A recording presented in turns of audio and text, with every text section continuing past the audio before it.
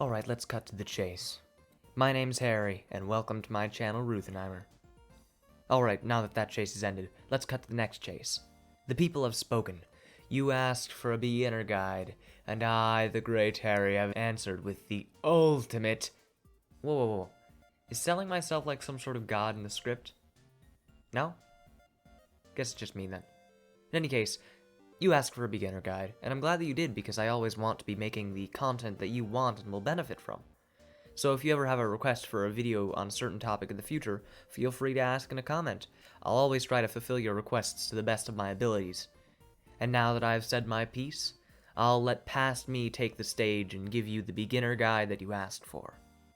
Just a quick note right here, this is not a walkthrough, so for the most part I won't be telling you how to get through specific things in the story and such to progress through the game.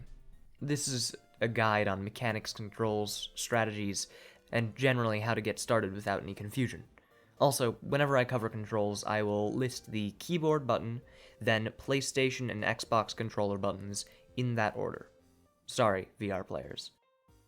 It's always best to start with basic game controls and mechanics, so that's what part 1 is about. So, you awaken equipped with a multi-tool and a jetpack. You can fire the tool with a left click on a mouse and right trigger on controller. Holding down the button and pointing at a rock or a plant will give you the material it contains, and once you follow the tutorial and install your analysis visor, you'll be able to see what materials something can give you before destroying it. You use your jetpack as you would use a jump in most games by pressing space on keyboard or square or X on controller. But be warned, eventually your jetpack will run out and you will have to wait on the ground for it to recharge. Don't go too high because there is fall damage. No point in testing that out if I tell you. And now on to basic survival. The bar in the top left is your shield. Once that runs out, whether by fall damage, being shot, being hit by aggressive animals, or having your hazard protection run out, or a combination of all of those, the small symbols up there in a row will begin to go gray if that damage continues. Those are your core health symbols. Once you lose all of those, you die. That's not recommended. So try not to do any of those things I listed that will make you take damage. Hazard protection is represented by the top bar in the bottom left, and life support is the bottom bar in the bottom left. If either of those runs out, you begin to take damage. These can be recharged using certain materials, which can be found once you install your analysis visor. Once again, that's a thing that you do immediately after you begin the game in the tutorial, so don't worry about that. You can use the analysis visor in this way by scanning the area by pressing C on the keyboard, or L3, also known as left stick, on controller. When you scan, you will see multiple symbols and letters in diamonds, which tell you where certain survival materials are. To name just a few, a blue diamond with an H means dihydrogen crystals, used in crafting, most prominently in creating Starship launch fuel. A red diamond with O2 inside means oxygen, which is used to charge your life support, and your life support becomes depleted over time whenever you walk, run, or use your jetpack. A red diamond with a C+ means condensed carbon crystals, which is a more condensed form of carbon which is used to charge the multi-tool. You can get normal carbon by destroying any plant with your multi-tool, and it's also used to charge the multi-tool, which you'll learn in the tutorial anyway. A yellow diamond with Na means sodium-rich plants which will yield sodium, which is used to charge your hazard protection and protect you from extreme conditions. And a blue diamond with a leaf means a deuterium-rich plant, which you can consume to have an unlimited jetpack for a certain amount of time. You will have to use almost all of these materials to survive your first day in No Man's Sky without dying. If you found this section somewhat convoluted and confusing, and you have any questions about it, feel free to comment and I'll answer as soon as possible. Now, let's overview ship controls and mechanics. Don't worry too much about crashing. You will quite literally just bounce off of whatever surface you're crashing into, as if you were a tennis ball.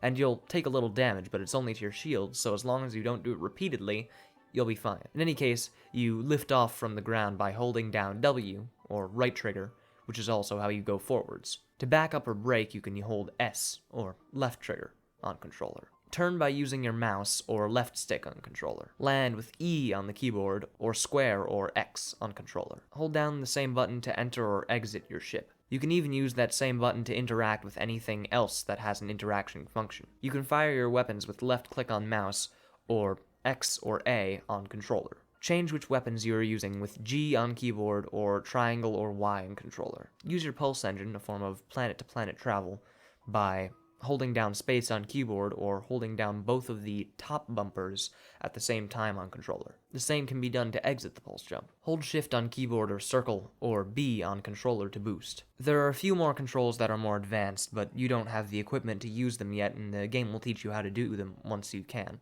Now that we've gotten through flight controls, we have mechanics. Taking off from most places will consume a certain amount of launch fuel. More of that can be crafted using 40 dihydrogen, remember those from earlier, from the scanner, and 1 metal plating, which is crafted from 50 ferrite dust, and ferrite dust comes from shooting rocks with your multi-tool. The exception to launch fuel being consumed when you launch is when you're taking off from either a space station or a place that has one of these blue or green circle thingies. Next, we have fuel for the pulse engine. The pulse engine consumes tritium, a common material that can be mined from asteroids. Even if you run out of pulse fuel when you're going from planet to planet and you think you're stranded, you can find asteroids just by flying around normally, so don't worry about that. Just mine a few with your weapons and you'll soon have enough fuel to get where you're going in no time. What you need to know for warping from star system to star system is that in the quick menu, which can be opened using X on the keyboard or bottom D-pad on controller, you can find the galactic map, which is a map of all the star systems in the galaxy. Once you install your hyperdrive and charge it with warp cells, the game will tell you how to craft those later on. Then you can select star systems near you in the galactic map and warp to them if they're within range. The one thing we didn't cover is exocraft controls, and just so you know, exocraft are different types of land and sea vehicles that aren't too different from spaceships to control anyway. But it takes a long time to unlock them, so they don't really belong in a beginner's guide. But that's all I've covered in part 1 of the Ultimate No Man's Sky Beginner Guide. Up next in part 2 is all there is to know about the various types of space stations and all the things you should do in them. But that's in the next video. That would be too much for today. If you enjoyed or are happy to have learned something new, feel free to like the video, and if you didn't, feel free to dislike. If you want to be notified as soon as I come out with parts 2, 3, and so on, you can subscribe and turn on notifications so you can soak up all that knowledge as soon as possible. But that's the end of my spiel, so I hope to see you in the next video.